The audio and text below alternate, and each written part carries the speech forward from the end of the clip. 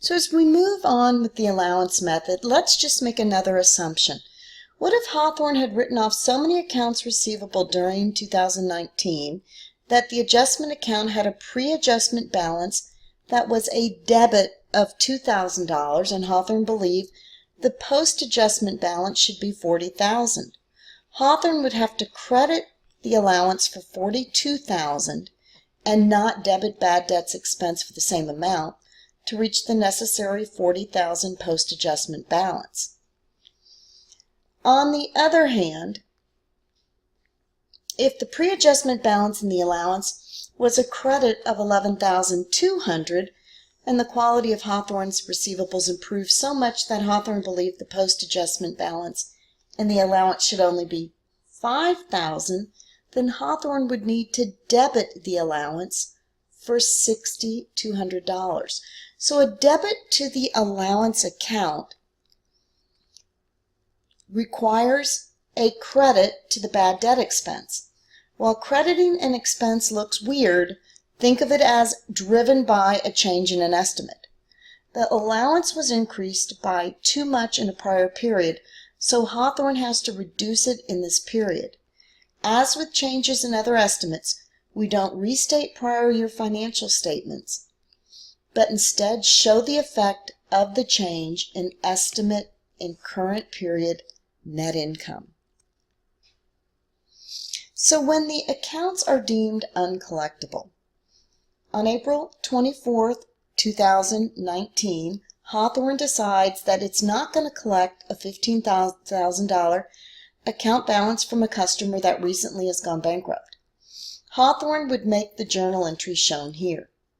You see, the journal entry doesn't affect net income, and that accounts receivable still are carried at a net amount of $280,000, which is the $290 minus 10 on the balance sheet.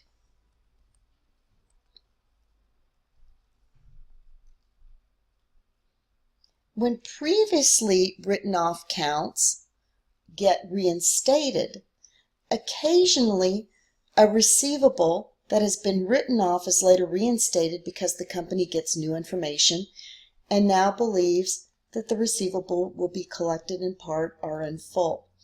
When this happens, the entry to write off the account is reversed. For example, assume Hawthorne learns on May 30th that the financial situation of its customer has improved and it will collect $1,200 of the receivable that previously was written off. Hawthorne reinstates that amount on the receivable with the journal entry, debit accounts receivable, and credit the allowance.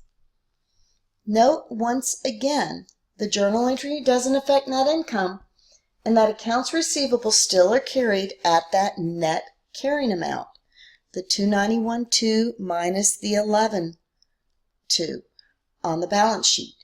Just as the carrying value of accounts receivable was not affected by writing off a specific receivable, it also is not affected by reversing the write-off of a specific receivable. Once the receivable gets reinstated, collections recorded the same way it would have been if the receivable had never been written off in the first case by debiting cash and then by crediting the receivable. Now, basing bad debt expense on the appropriate carrying value of accounts receivable is very much a balance sheet approach. The company determines what the ending balance of the allowance for uncollectible accounts should be and then records the amount of bad debt expense that's necessary to adjust the allowance to the desired balance. Past history as well as current conditions guide estimation of the necessary balance in the allowance for uncollectible accounts. Estimation could be done by analyzing each customer account, by applying an estimate of the percentage of bad debts to the entire outstanding receivable balance, or by applying different percentages to accounts receivables balances, depending on the length of time outstanding. This later approach employs an accounts receivable aging schedule and is pretty common practice. So here's how we see the aging schedule for Hawthorne's December 31st, 2018 accounts receivable balance of $305,000.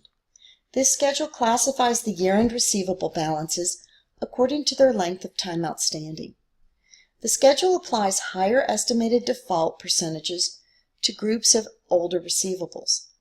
Typically, the longer an account has been outstanding, the more likely it's going to be uncollected.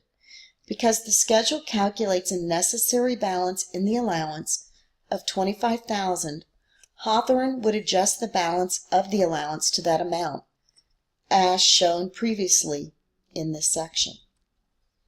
So at the end of the second year of operations, and each year thereafter, Hawthorne must again estimate what the carrying value of its accounts receivable should be and adjust the allowance as necessary to produce that carrying value.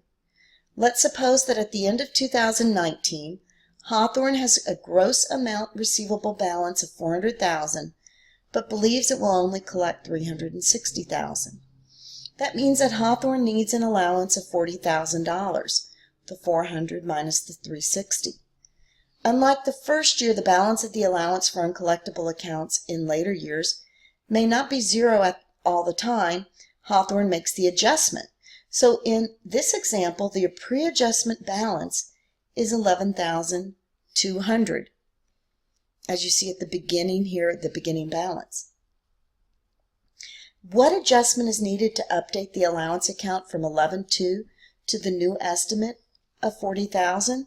Well, this is where we talk about that plug number.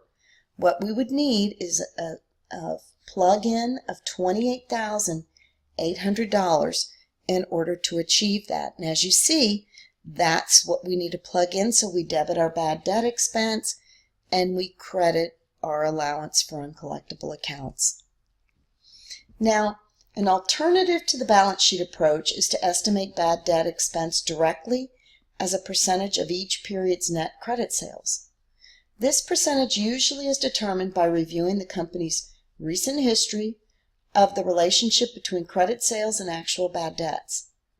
For a new company, this percent may be estimated by referring to other sources like industry averages. So if Hawthorne had sales of $1,200,000 in 2018 and estimated that 2% of those sales would be uncollectible, it would debit bad debt expense and credit the allowance for uncollectible accounts for $24,000, the $1,200,000 times 2%. It's important to note that this income statement approach focuses on the current year's credit sales, so the effect on the balance sheet, which is the allowance for uncollectible accounts and ultimately net accounts receivable, is an incidental result of estimating the expense. An income statement approach should be used only if it doesn't provide a distorted estimate of the net amount of cash that's expected to be collected from accounts receivable. So some companies use a combination of approaches when estimating bad debts. For example, Hawthorne might decide it's more convenient to estimate bad debts on a quarterly basis using the income statement approach, and then refine the estimate by employing the balance sheet approach at the end of the year based on an aging of receivables. So in our example, Hawthorne recognized $24,000 in the allowance, and the bad debt expense accounts during the year under the income statement approach.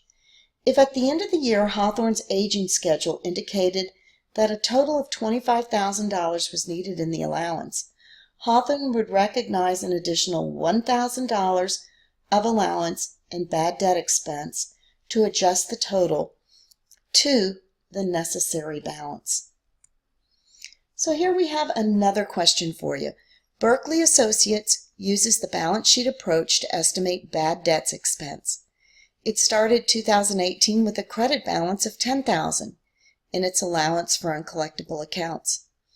Berkeley wrote off $200,000 of bad debts during 2018, and its aging of accounts receivable at the end of the year indicates it should have a credit balance of $5,000 in the allowance for uncollectible. No other journal entries to the allowance have been made. So what would Berkeley's journal entry be to record bad debt expense? Should it include A, a debit to bad debt expense of $195, debit to the allowance of $5, credit to bad debt expense $200,000, or credit to the allowance $200,000. Well, you see here it began with $10,000. We've written off $200,000, and it believes it should have a credit ending balance of $5,000.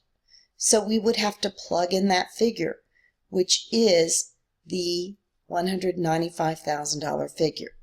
So the journal entry would be a debit to bad debt expense and a credit to allowance for uncollectible accounts.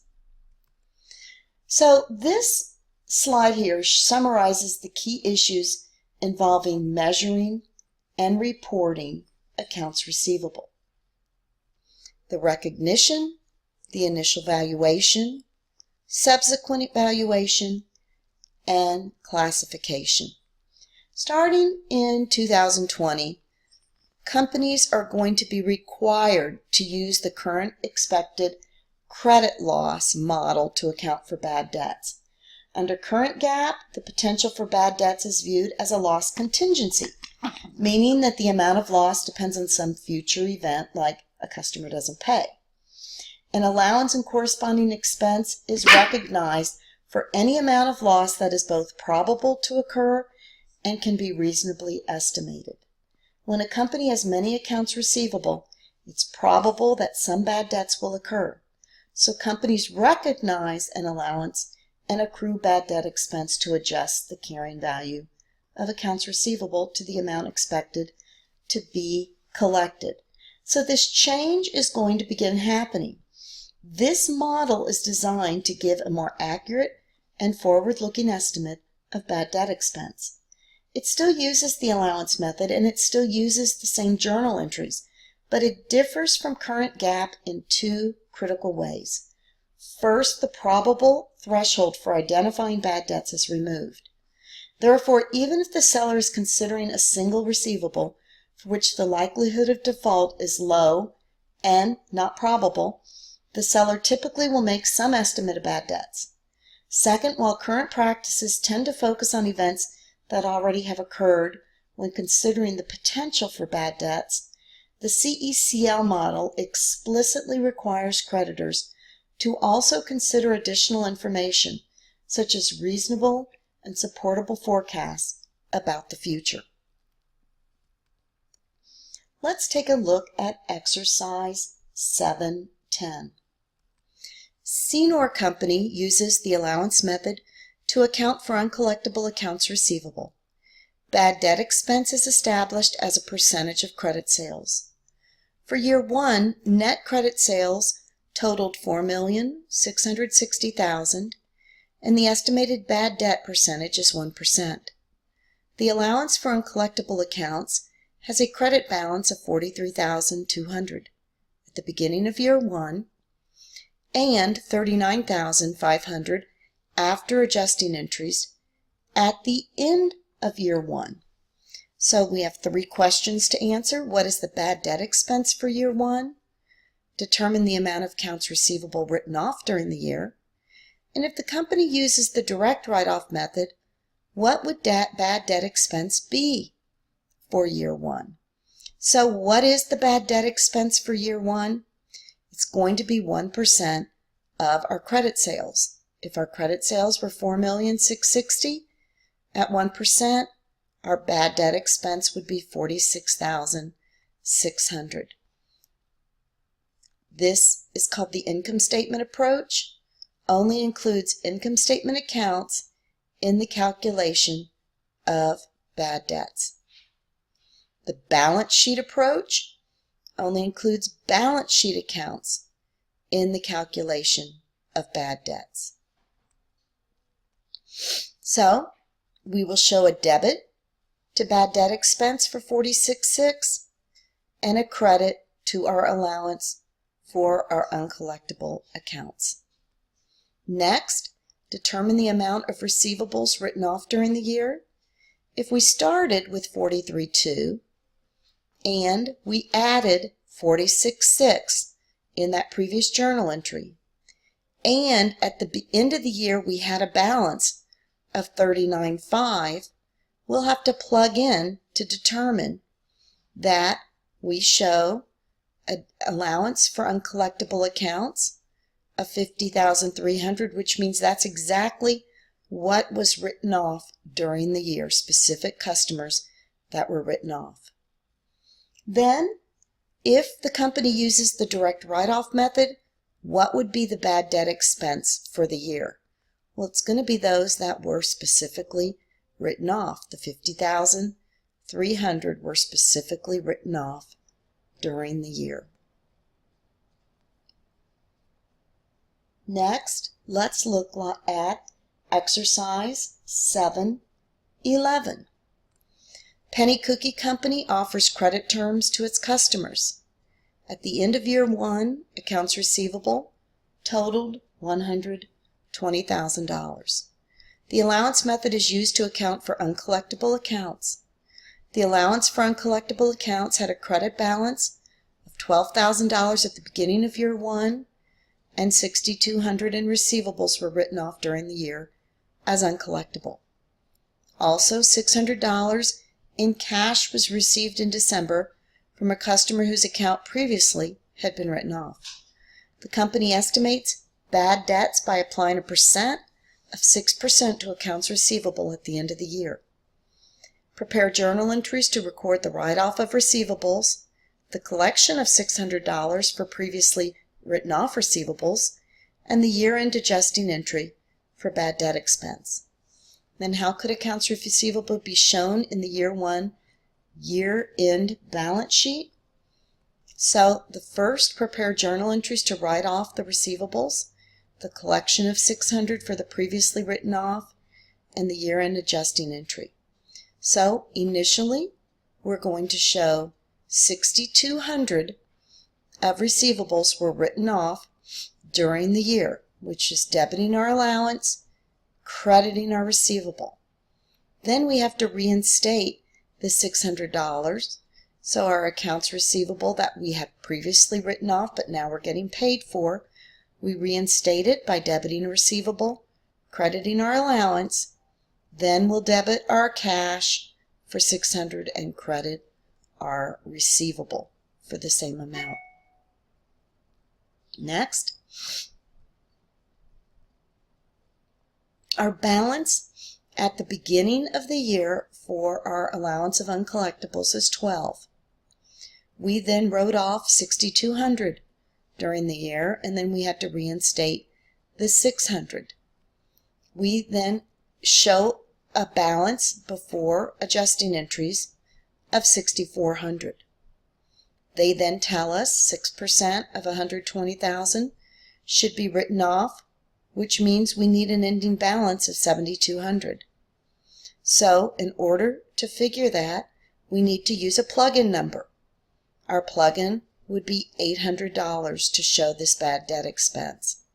So we would debit bad debt expense of $800 and credit our allowance for uncollectible accounts for $800. Now, how would accounts receivable be shown in the year 1 year-end balance sheet? You'll see it combined.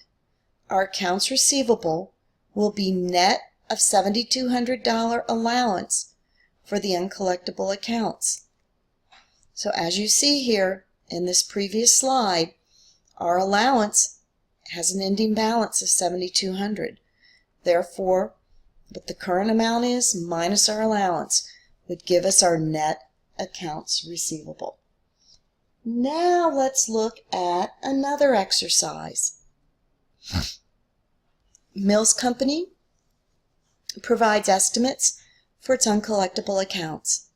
The allowance for uncollectible accounts has a credit balance of $12,000 at the beginning of year 1 and a $20,400 credit balance at the end of year 1 after adjusting entries.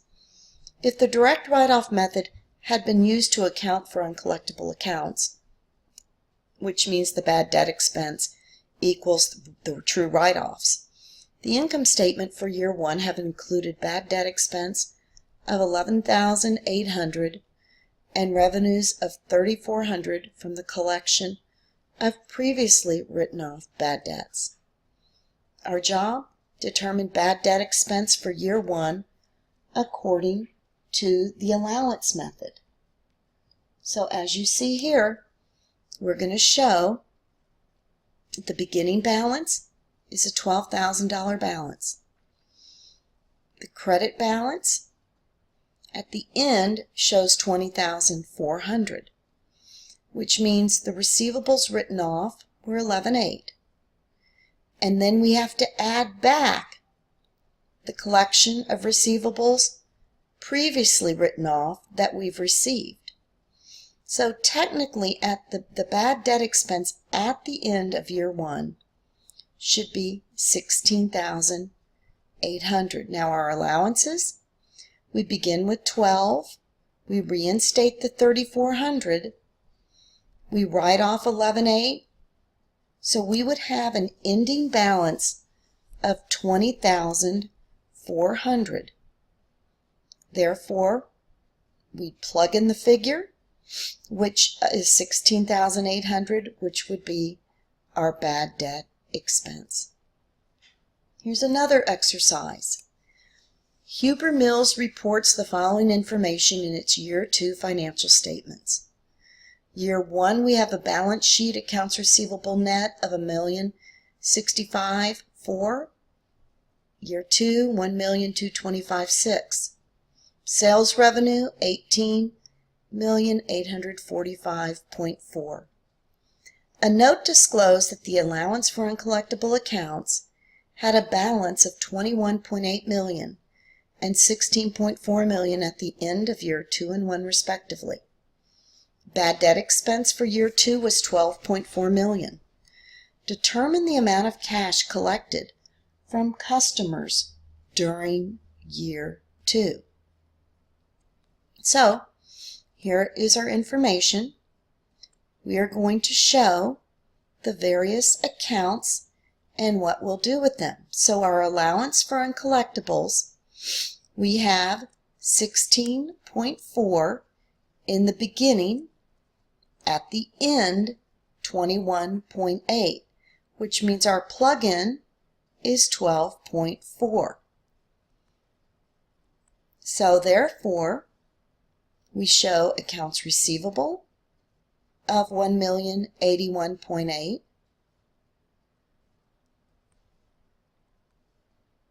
Our ending receivable, $1,247.4. The sales revenue on account, $16,845.4. The amount that was determined uncollectible, $7. So by plugging in those figures, we can then determine how much cash was collected during the year. So the $1,081,800 plus our sales on account minus our uncollectibles that were written off, knowing our ending balance is $1,247.4 allows us to plug in our cash collected of $16,672.8. Notes receivable are formal credit arrangements between a creditor, which is a lender, and a debtor, which is a borrower, that specify certain payment terms. Notes arrive from loans made to company who need cash, including stockholders and employees, as well as from sales of merchandise, other assets, or services under relatively long-term payment arrangements. Notes receivable is classified as either current or non-current, depending on the expected collection date. When the term of the note is less than a year, it's recorded as a short-term note. We're going to talk about short-term notes, and then we'll move on to long-term notes. Now, the typical interest-bearing note receivable requires payment of a specified face amount, also called principal, at a specified maturity date or dates. In addition, interest is paid at a stated percentage of the face amount. Interest on notes is calculated as the face amount times the annual rate times the fraction of the period.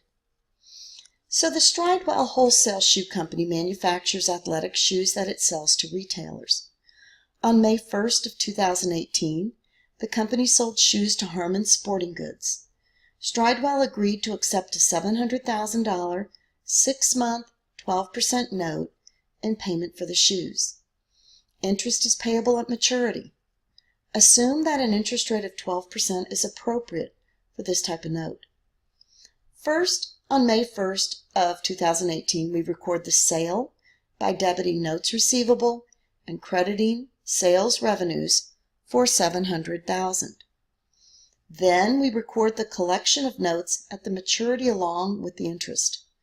On November 1st of 2018, we credit interest revenue for $42,000, calculated for 6 months at a 12% interest rate, and the note receivable for its face amount of $700,000.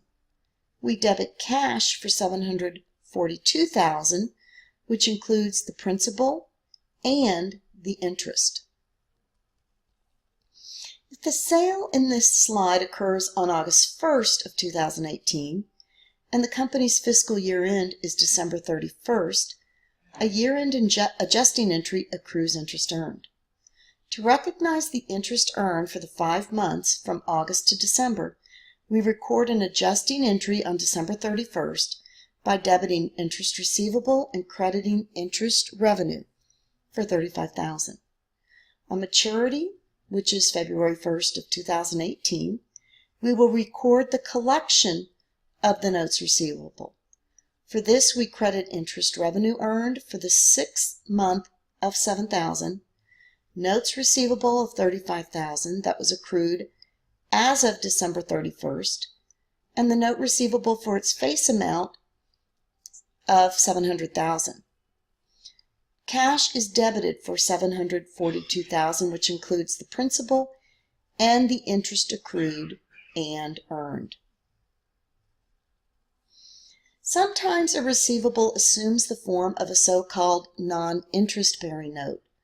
The name is a misnomer, though, because non-interest-bearing notes actually do bear interest, but the interest is deducted or discounted from the face amount to determine the cash proceeds made available to the borrower at the outset.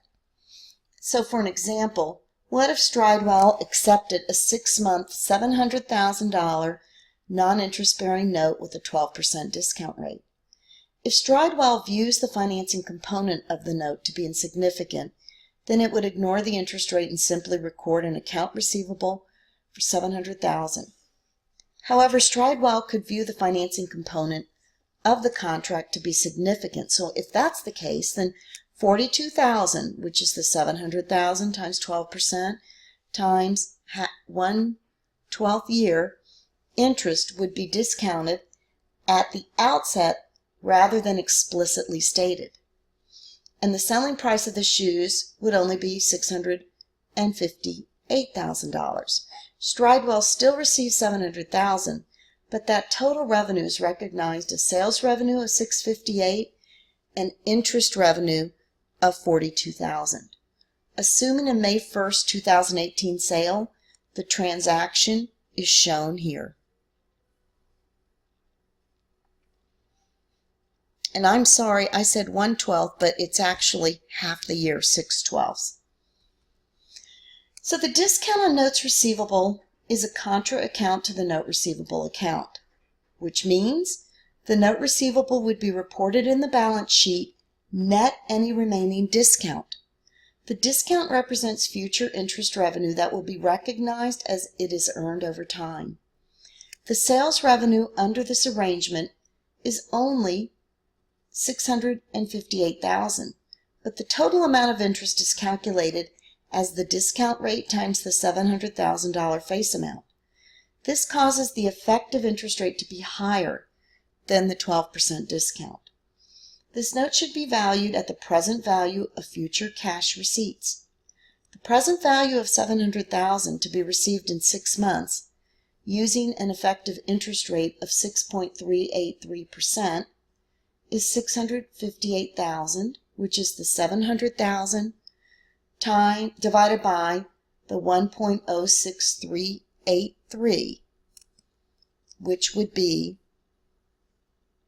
the $658,000.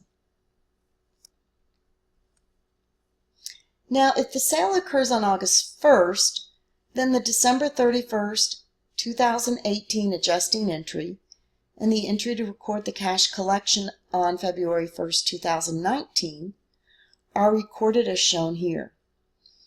In the December 31st, 2018 balance sheet, the note receivable is shown as $693,000, which is the face amount, less the remaining discount.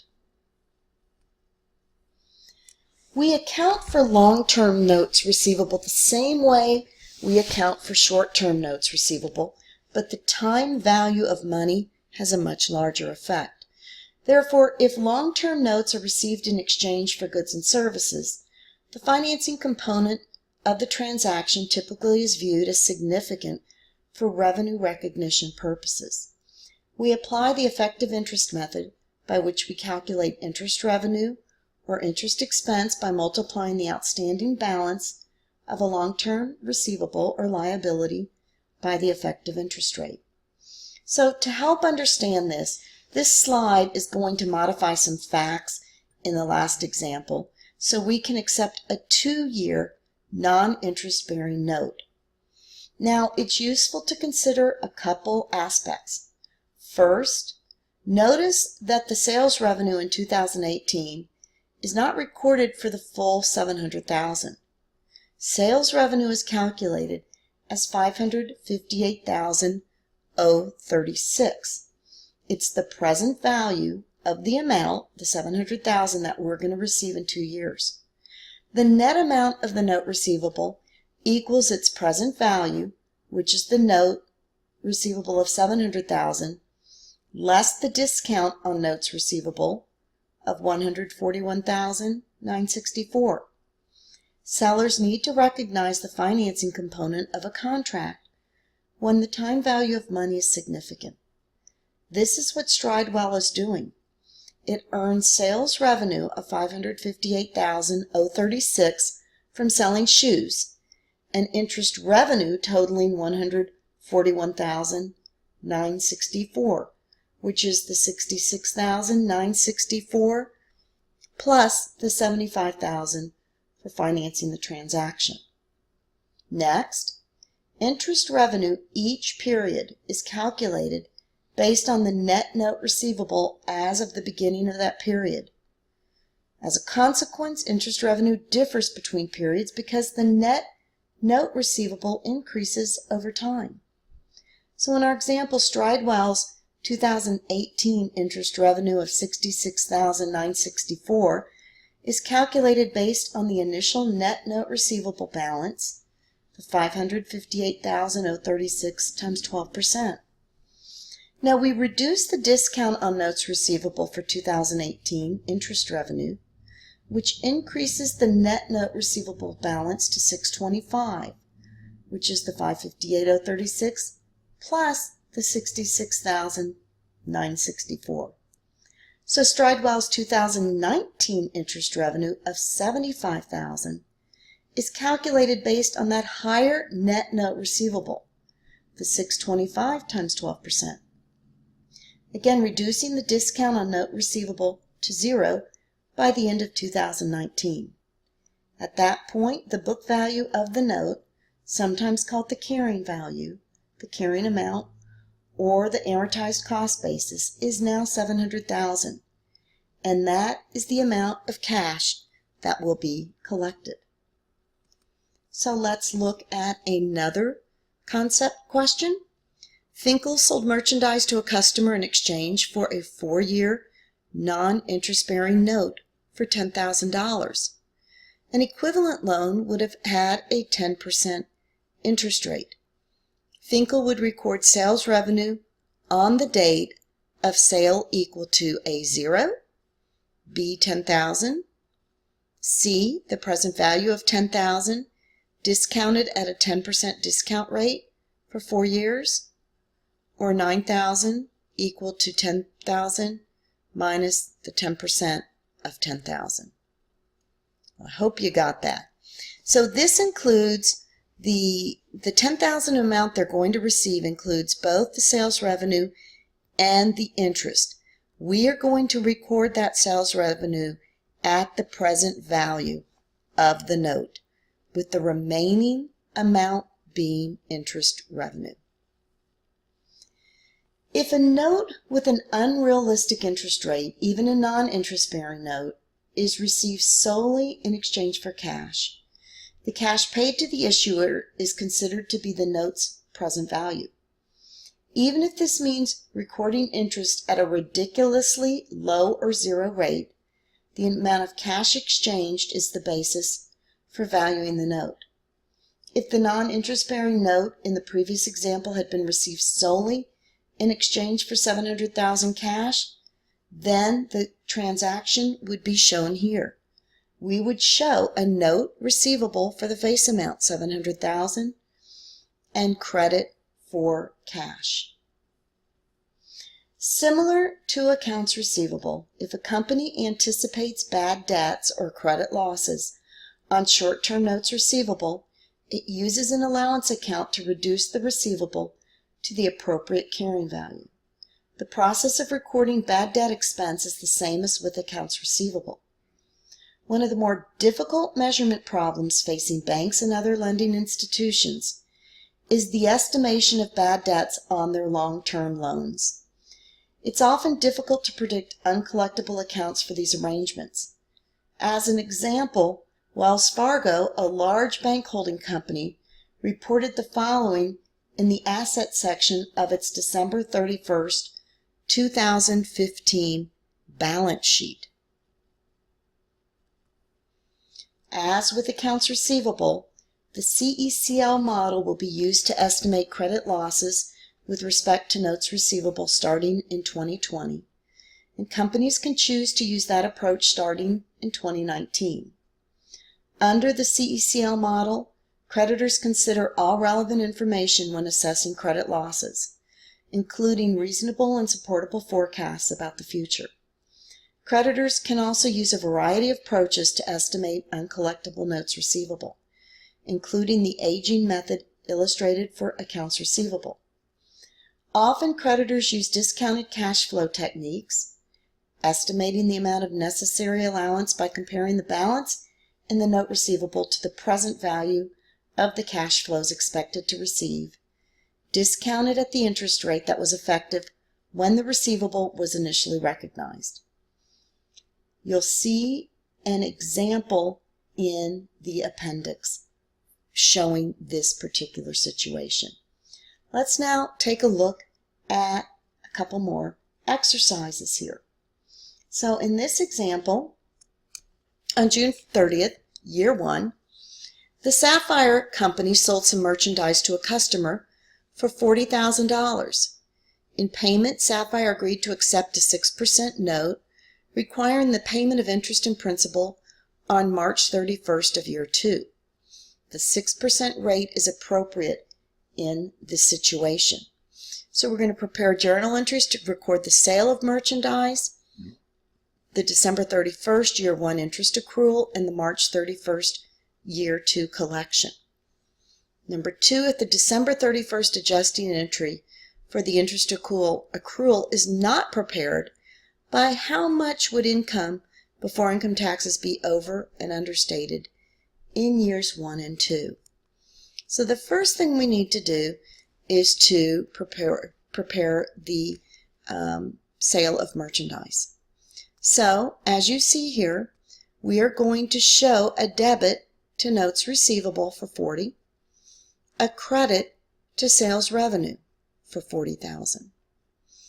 On December 31st, we will accrue interest at a 6% rate for the months that the interest is outstanding, or the note is outstanding, of $1,200, interest receivable and interest revenue. Remember, we're not going to receive this interest until the note becomes due. In year 2, we will receive all the cash for the note and all the interest. We're going to show the notes receivable of $40, the interest receivable of $1,200, plus we will calculate the interest revenue for the first 3 months of year 2. That then records the collection of the note and also of the interest. Now, if we had not accrued that interest, year 1, before income taxes, the income would be understated by $1,200. And in year 2, if we would not have accrued it, the income would be overstated in year 2 by $1,200. Next, on January 1st of year 1, the sole company exchanged some shares of common stock it had been holding as an investment for a note receivable. The note principal plus interest is due on January 1st, year 2. The year 1 income statement reported $6,000 in interest revenue from this note and a $10,000 gain on the sale of the investment in stock. The stock's book value was $20,000. The company's fiscal year ends on December 31st. So what is the note's effective interest rate? Well, the effective interest rate would be the interest reported for the year divided by the value of the note. So the interest reported divided by the value of the note, $6,000 divided by $30,000, would give us an effective interest of 20%. Here you have the book value of the stock plus the gain on the stock gives us the note receivable of $30,000.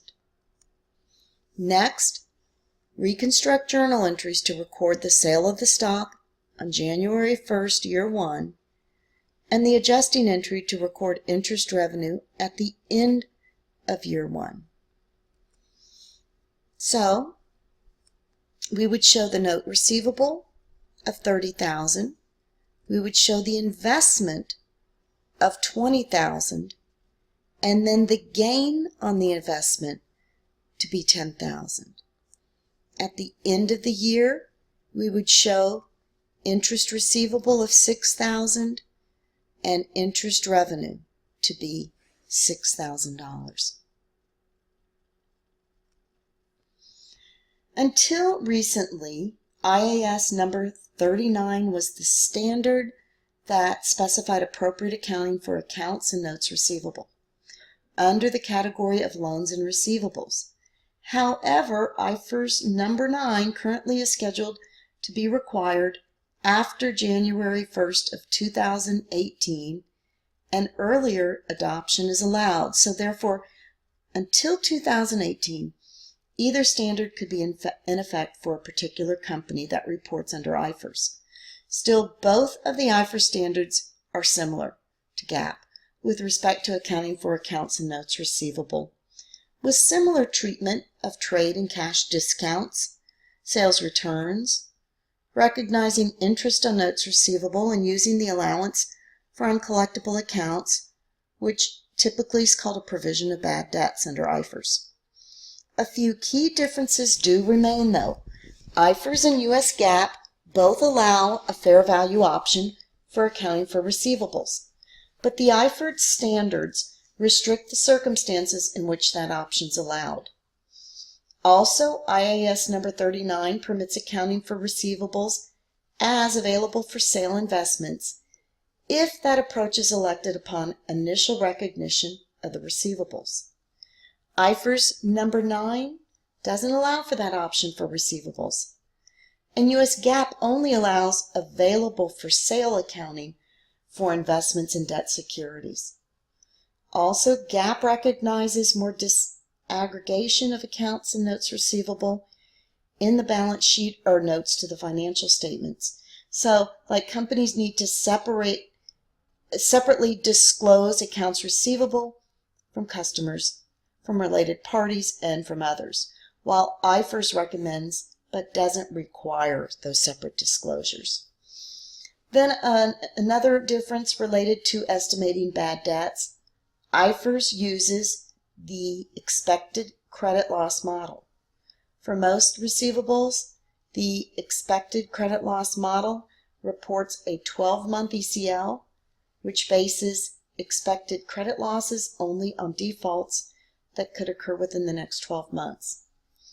Only if a receivables credit quality has deteriorated significantly does the creditor instead report the lifetime ECL, which also includes credit losses expected to occur from defaults after 12 months, as is done for all receivables under the CECL model that will be used in GAAP.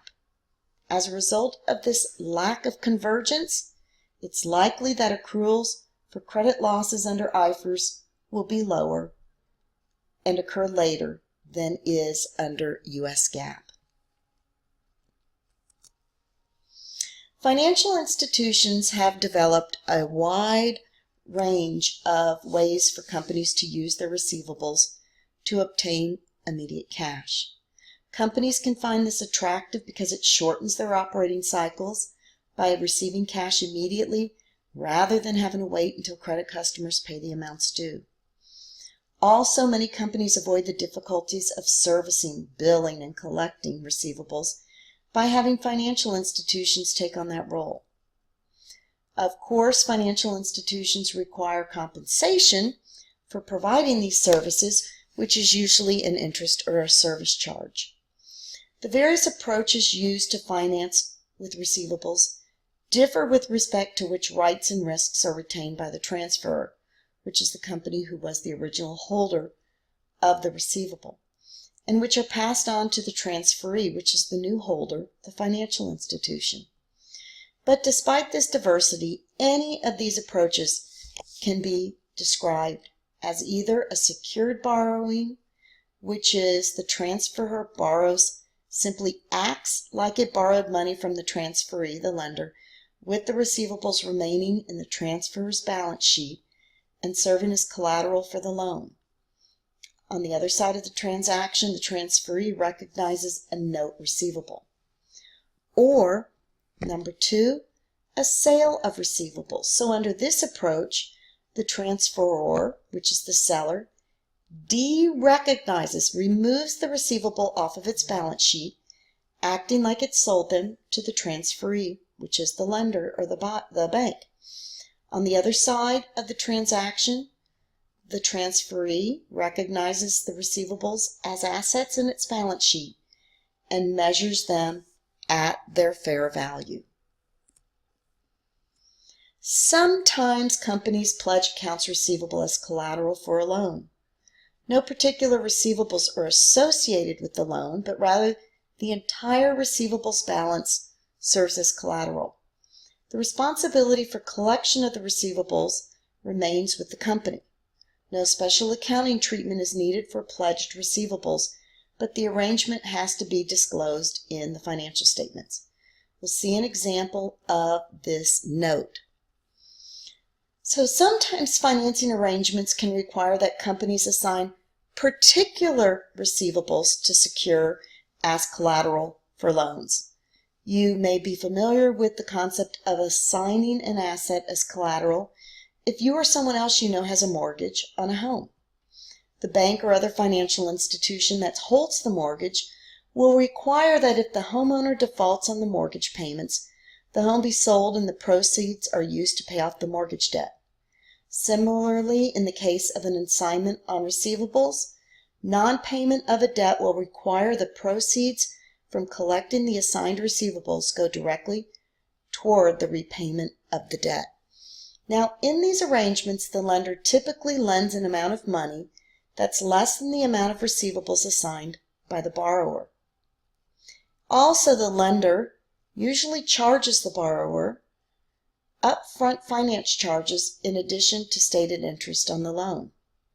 The receivables might be collected either by the lender or the borrower, depending on the details of the arrangement. Remember, the lender would be called the assignee, and the borrower would be called the assignor.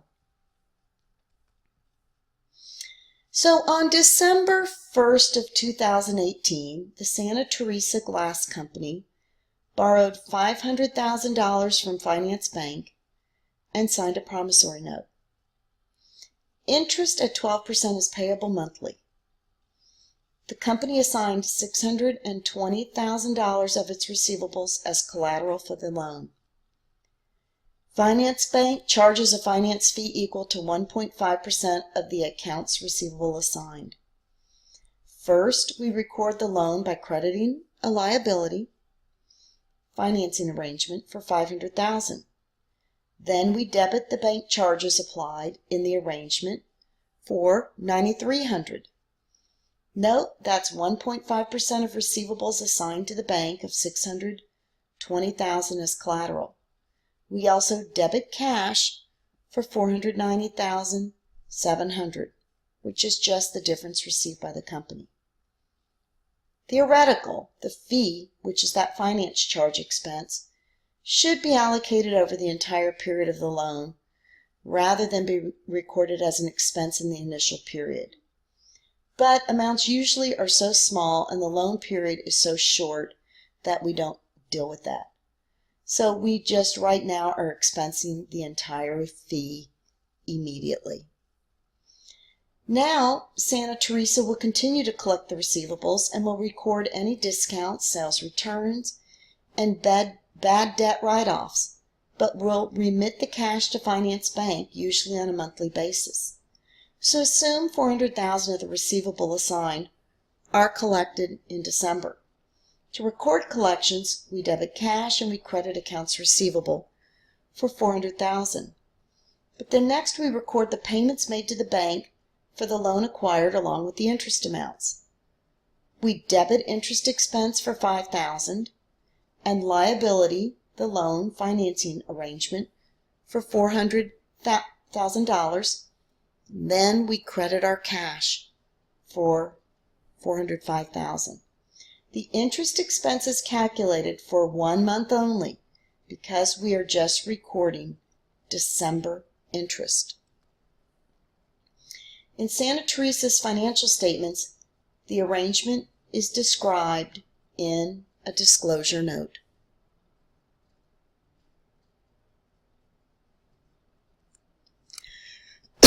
So let's look at another concept question. Jada Company borrows $100,000 on January 1st from Northeast Bank at a 12% interest rate. Jada assigned $140,000 of its accounts receivable as collateral and agreed to pay a financing fee of 2% of accounts receivable assigned.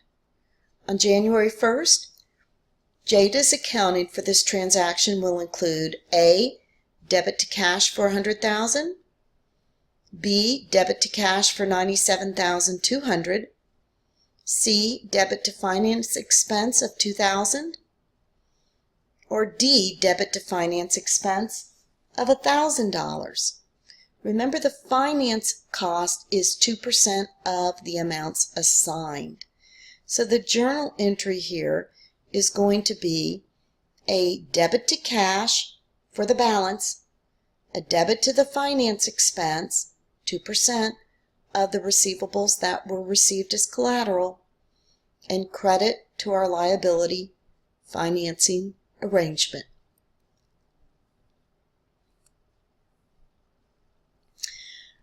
Accounts and notes receivable, like any other assets, can be sold at a gain or loss. The basic accounting treatment for the sale of receivables is similar to accounting for the sale of other assets. The seller removes from the accounts the receivables and any allowance for bad debts associated with them, recognizes at fair value any assets acquired or liabilities assumed by the seller in the transaction, and then records the differences as a gain or loss. The sale of accounts receivable is a popular method of financing, a technique once used by companies in a few industries or with poor credit ratings. The sale of receivables is now a common occurrence for many different types of companies. The two most common types of selling arrangements are factoring and securitization. So in factoring, the company sells its accounts receivable to a financial institution. The financial institution typically buys receivables for cash, handles the billing and collection of the receivables, and charges a fee for this service. Credit cards like Visa and MasterCards are forms of factoring arrangements. The seller relinquishes all rights to the future cash receipts in exchange for cash from the buyer. Another popular arrangement used to sell receivables is securitization. In a typical accounts receivable securitization, the company creates a special purpose entity, usually a trust or subsidiary. The SPE buys a pool of trade receivables, credit card receivables, or loans from the company, and then sells related securities, typically debt such as bonds or commercial paper that are backed by the receivables. Securitizing receivables using a special purpose entity can provide significant economic advantages, allowing companies to reach a large pool of investors and to obtain more favorable financing terms. The specifics related to sales accounting vary depending on the particular arrangement between the seller and the buyer, which is also called the transferee. One key feature is whether the receivables are transferred without recourse or with recourse. If a factoring arrangement is made without recourse, then the buyer can't ask the seller for more money if the receivables prove to be uncollectible. Therefore, the buyer assumes the risks of the bad debt. When a company sells accounts receivable with recourse, then the seller retains all the risks of the bad debt. In effect, the seller guarantees that the buyer will be paid even if some receivables prove to be uncollectible. To compensate the seller for retaining this risk of bad debts, the buyer usually charges a low factoring fee when receivables are sold with recourse. So the illustration here is an example of receivables factored without recourse. The company records the transfer by crediting liability financing agreement for $600,000, the book value. Cash is debited for $540,000, which is 90% of $600,000. And then receivable from factor is debited for $26,000, which is the $50,000 less the $24,000 fee, and the balance amount is recorded as a loss on sale of receivables. Note the fair value of the last 10% of the receivables to be collected is less than 10% of the total book value of the receivables, which would be the 10% times the $600,000 or $60,000. It's typical because the last receivables to be collected are likely to be reduced by sales returns and allowances, and therefore have a lower fair value. Even if the receivables were sold with recourse, Santa Teresa Glass still could account for the transfer as a sale so long as the conditions for sales treatment are met. The only difference is the additional requirement that Santa Teresa record the estimated fair value of its recourse obligation as a liability. The recourse obligation is the estimated amount that Santa Teresa will have to pay Factor Bank as a reimbursement for uncollectible receivables.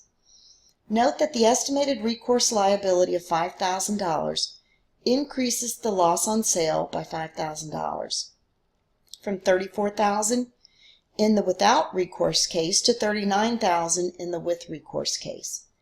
If the factor eventually collects all of the receivables, Santa Teresa eliminates the recourse liability and then recognizes a gain. So let's look at this concept question here. Which of the following is not true about factoring receivables? A. Cash received upon transfer is less than the amount of receivables transferred. B. A transfer without recourse means that the transferor bears the risk of the receivables not being collected. A larger loss is recorded by the transferor when the receivables are transferred with recourse. Or D, the transferor removes the factored accounts receivable from its balance sheet. Which one is not true? B, a transfer without recourse means that the transferor bears the risk of the receivables not being collected. Under a transfer with recourse, the transferee can go back to the transferor for payment if receivables default. So the transferor bears the risk of the receivables not being collected, recognizing a recourse liability and a larger loss on the factoring arrangement. If the transfer is without recourse, then the transferee cannot go back to the transferor for payment. So it is the transferee that bears the risk of default.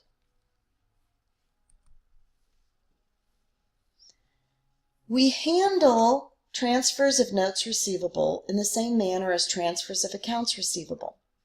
A note receivable can be used to obtain immediate cash from a financial institution either by pledging the note as collateral for a loan or by selling the note.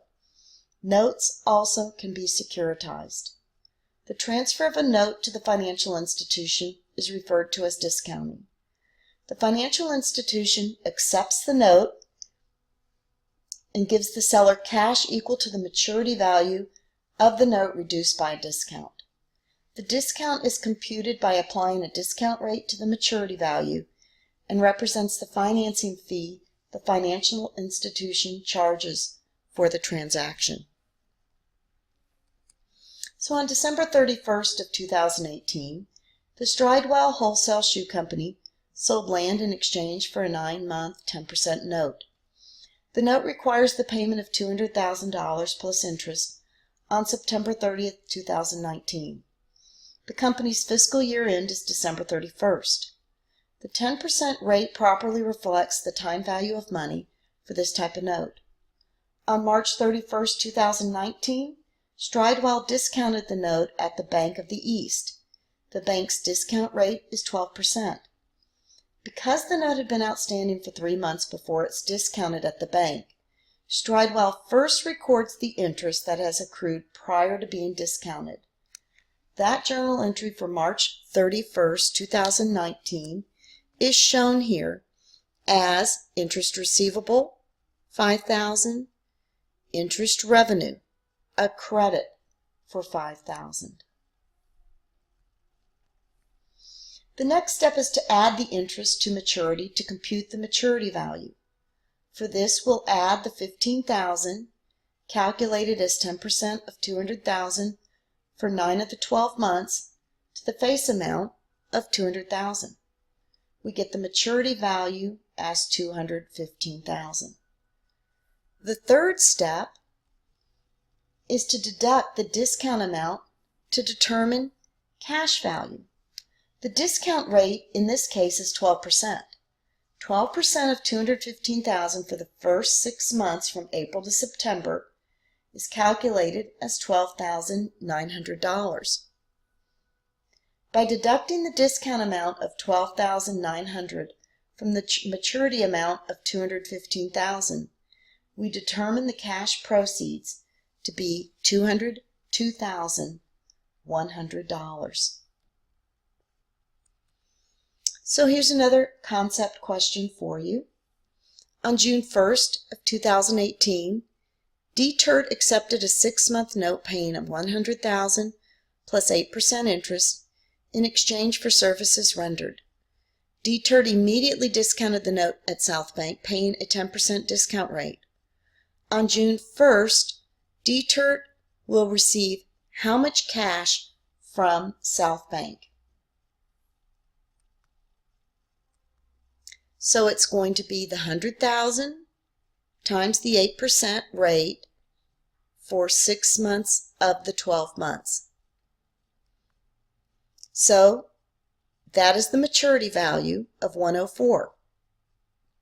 The discount will be applied by the maturity value times 10% times the 6 months out of the 12 months are $5,200. So the amount that's going to be received to DTIRT by the bank is the maturity value minus the discount of $5,200, or $98,800.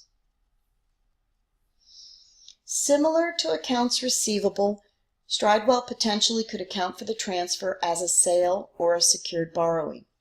So this journal entry shows the appropriate journal entries to account for the transfer as a sale without recourse. The cash amount and the interest receivable shown were calculated on the previous slides. So our cash of $2,021, our loss on the sale of notes receivable, we credit our notes receivable, and we credit our interest receivable.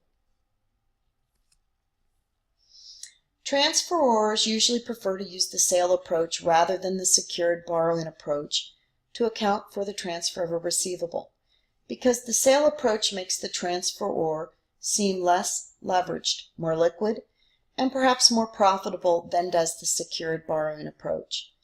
This slide explains why by describing particular effects on key accounting metrics. So as you see here, when you derecognize accounts receivable, reducing assets, transfer of accounts receivable accounted for as a sale, you get to reduce those assets. With secured borrowing, you don't.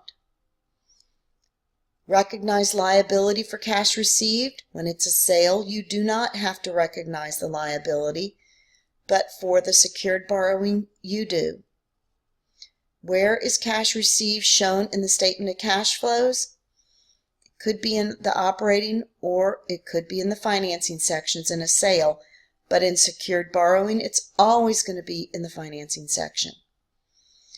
Would you recognize gain on a transfer of a sale? You're more likely to. Then with secured borrowing, you would be less likely to. So when a company is allowed to account for the transfer of receivables as a sale, when does this occur? So the most critical element is the extent to which the company, the transferor, surrenders control over the assets transferred. For some arrangements, surrender of control is clear, like when a receivable is sold without recourse and without any other involvement by the transferor.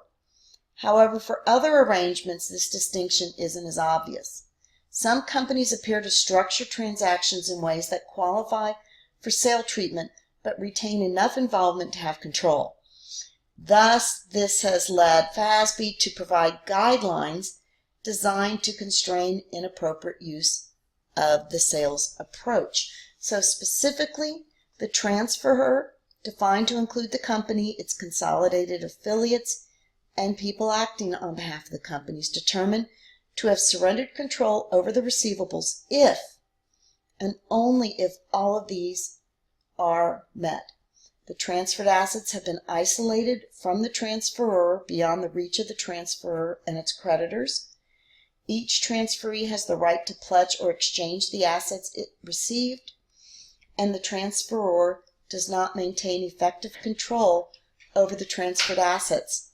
For example, by restructuring the transfer such that the assets are likely to end up returned to the transferor. So if all of these conditions are met, then the transferor accounts for the transfer as a sale.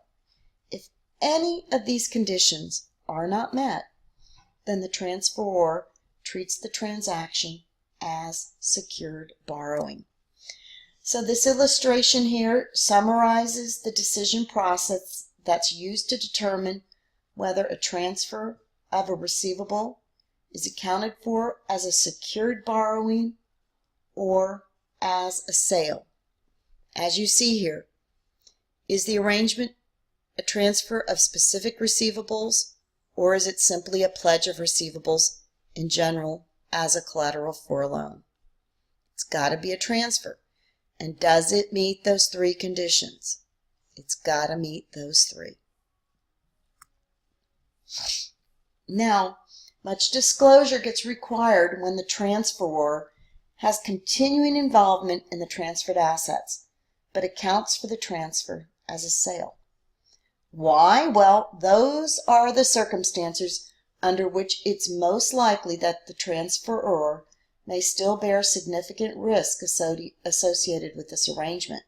So those are the arrangements that an analyst often view instead as a secured borrowing. So as a result, transferors must provide enough information about the transfer to allow financial statement users to fully understand the transfer and any continuing involvement that they may have with the transferred assets and any ongoing risk to the transferor. Now, the company also has to provide information about the quality of the transferred assets. Like for transferred receivables, the company needs to disclose the amount of receivables that are past due and any credit losses occurring during the period. Among other information the company has to disclose include how fair values were estimated when recording the transactions, any cash flows occurring between the transferor and the transferee, and how any continuing involvement in the transferred assets will be accounted for on an ongoing basis. Let's look at exercise 718. So on June 30th of year 1, a pack of shoes has outstanding accounts receivable of $500,000. On July 1st of year 1, the company borrowed $350,000 from the EX Finance Corporation and signed a promissory note. Interest at 11% is payable monthly. The company assigned specific receivables totaling $500,000 as collateral for the loan. EX Finance charges a finance fee equal to 2% of the accounts receivable assigned. Our job is to prepare a journal entry to record the borrowing of the books. So, the finance charge expense is going to be the amounts that were assigned as collateral, $500,000 times the 2%, which is a finance charge expense of $10,000. We are borrowing $350,000, which is the liability agreement. Therefore, our cash we receive will be the difference. Debit cash of $340, debit our finance charge expense of $10, and credit our liability for the financing arrangement. Next, we have exercise 719. Delta High Ice Cream Company transferred $61,800 of accounts receivable to Prudential Bank. The transfer was made without recourse. Prudential remits 86% of the factored amount to Delta and retains 14%.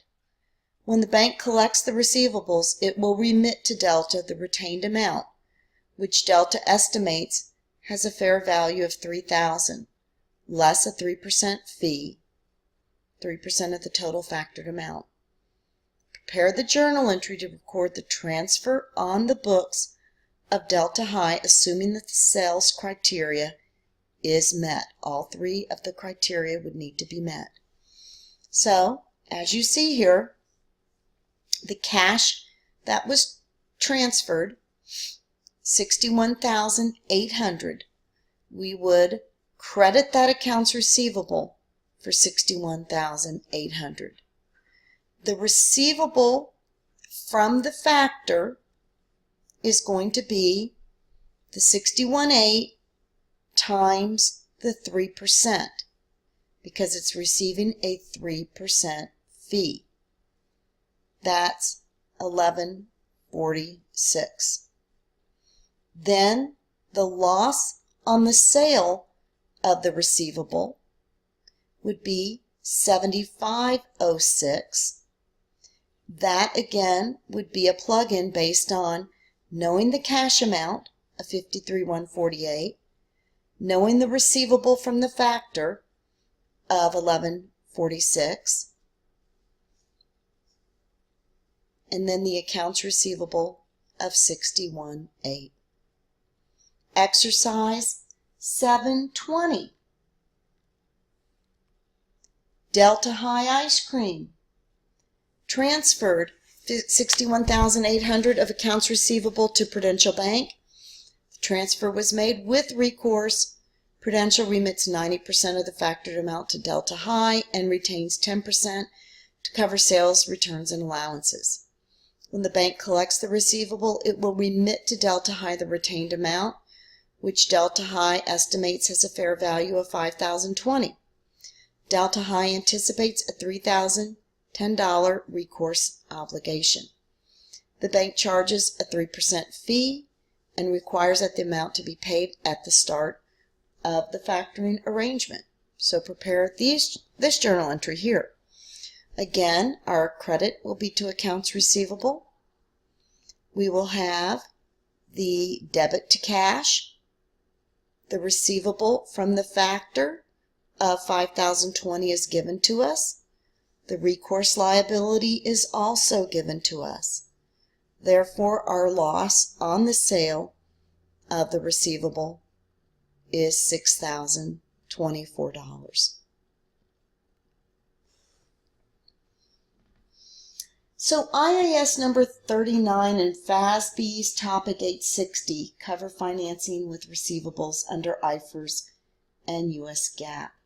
The international and U.S. guidance often lead to similar accounting treatments. Both seek to determine whether an arrangement should be treated as a secured borrowing or a sale, and having concluded which approach is appropriate, both account for the approaches in a similar fashion. So where IFRS and U.S. GAAP most differ is in the conceptual basis for their choice of accounting approaches, and in the decision process they require to determine which approach to use. U.S. GAAP focuses on whether control of assets has shifted from the transferor to the transferee, while IFRS requires a more complex decision process. The company has to have transferred the rights to receive the cash flows from the receivable, and then considers whether the company has transferred substantially all of the risks and rewards of ownership, as well as whether the company's transferred control. Under IFRS, if the company's transferred substantially all of the risks and rewards of ownership, then the transfer gets treated as a sale. But if the company retains substantially all of the risks and rewards of ownership, then the transfer is treated as secured borrowing. But if neither conditions 1 or 2 hold, then the company accounts for the transactions as a sale if it has transferred control, and as a secured borrowing if it has retained control. Whether risks and rewards have been transferred is evaluated by comparing how variability in the amounts and timing of the cash flows of the transferred asset affect the company before and after the transfer. So this is a huge, what I would call broad synopsis of this IFRS guidance. These rules are really complex, and it really depends upon the specifics of the arrangement as to how it should be handled. Which of the following is not true regarding IFRS and US GAAP reporting standards? IFRS allows overdrafts to be offset against other cash accounts. When accounting for receivables, US GAAP allows available for sale accounting for investments, but IFRS does not. IFRS requires a complex decision process for the transfer of receivables. IFRS, like GAAP, allows a fair value option for accounting for receivables in all circumstances. Not true. It allows a fair value option for accounting for receivables, GAAP, but IFRS standards restrict the circumstances in which that would be allowed. The ability to use receivables as a method of financing also offers management alternatives. Assigning, factoring, and discounting receivables are alternative methods of financing operations that must be evaluated relative to other financing methods such as lines of credit or other types of short-term borrowing. Investors, creditors, and financial analysts can gain important insights by monitoring the company's investment in receivables.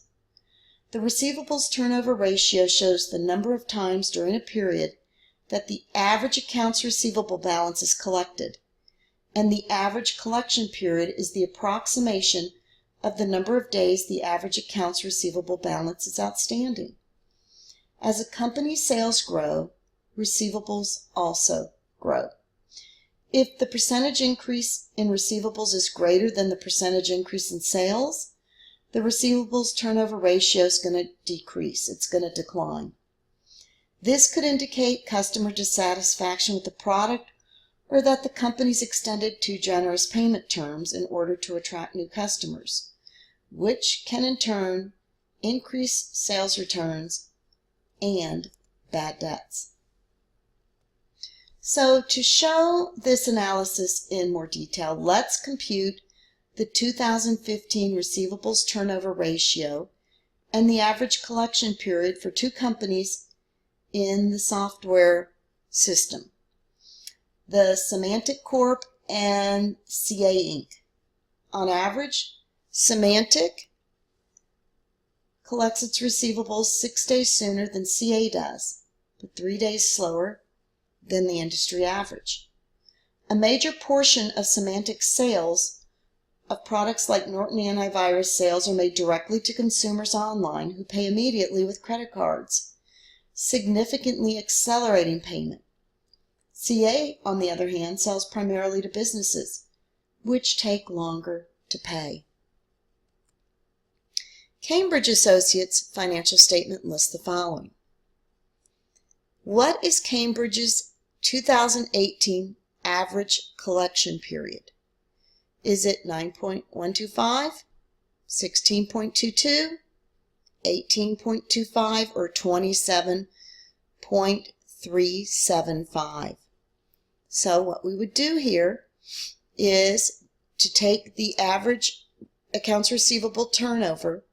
We're going to first determine the average of accounts receivable. So we take the beginning plus the ending, divide that by 2 to come up with 400,000. Our sales in 2018 of $8 million divided by that accounts receivable of 400,000 gives us 20. The average collection period, we take the number of days in a year, divide that by the turnover ratio, gives us 18.25 days. Here's another exercise. Fuller High Ice Cream Company reports under IFRS. Fuller High transferred $61,300 of accounts receivable to Prudential Bank. The transfer was made with recourse. Prudential remits 85% of the factored amount to Fuller High and retains 15% to cover sales, returns, and allowances. When the bank collects the receivables, it will remit to Fuller High the retained amount, which Fuller estimates has the fair value of $51.40. Fuller High anticipates a $3,080 recourse obligation. The bank charges a 3% fee, which is of the $61,300, and requires that amount to be paid at the start of the factoring arrangement.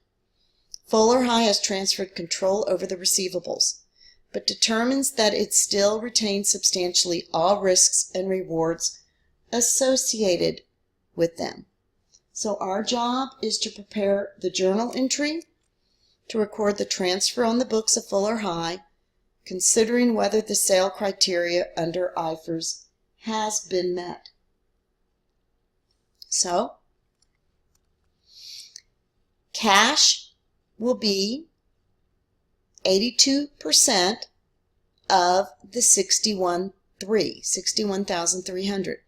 The 3% factoring fee plus the 15% to cover the sales returns and allowances. The finance charge, $1,839. The liability is going to be 85% of that $61,300, or $52,105. This is to record the secured borrowing. Next, For Raldo Corporation reported the following information in its financial statements for 3 successive quarters during the fiscal year. Compute the receivables turnover ratio and the average collection period for the second and third quarters, assuming that each quarter consists of 91 days. So as you see here, we'll take the accounts receivable for second quarter plus the accounts receivable for the first quarter, divide that by 2 to get our average accounts receivable. And then from there, the sales revenue for the second quarter, divide that by our average receivables, 1.724 times. We need to take that by the number of days in a quarter, means we've got 52.78 days for the average collection period. Next, for the third quarter, we've got, again, the accounts receivable, quarter 2 plus quarter 3, divide that by 2, gives us 15,500 average receivables. Our sales divided by that, 1.226 times, 91 days divided by the 1.226 is 74.23 days. So, as far as what it's reporting on the financial statements, it will show the receivables turnover along with the average collection periods.